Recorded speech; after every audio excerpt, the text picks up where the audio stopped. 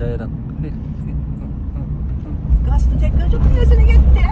Atarmış da eşkil. Çık git orada sıçandan. Pıçır bana. Bak gıngın pıçır kaçık oldum. Ben karar niye akılar datar? Eşin Acana katayda da korkut da. Korkup. Ege. Üstüne çıkarttırlar. İçine geçen ufak da korkuttu.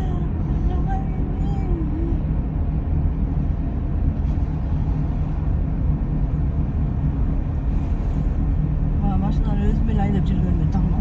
Bir şapkaya iyi. Toy koyuğa var. Toy var. Ayda görmüyor bunu böyle.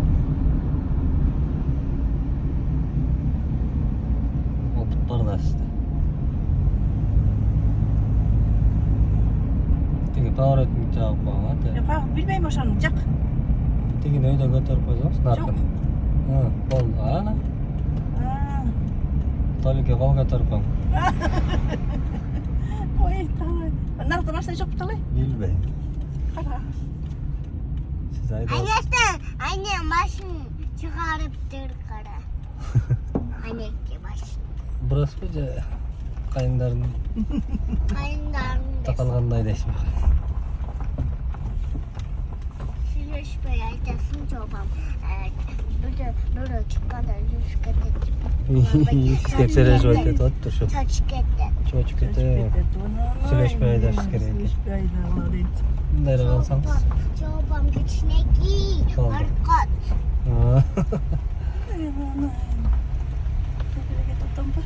Bilme. Turamış bolsa signal bolup da ışıkını. Tompu. Siz kare merak kılıp koydunuz. İşte götür koyma bu oldu. Al özü üç baş kere gelip düştürlüğünde. Çoğu payda atken bir. Çoğu paymıştır da kişine ki olmam ben. Bul zaman jolda aytayın da attı.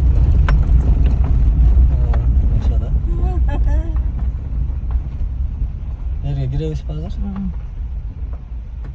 Hadi. İnşallah.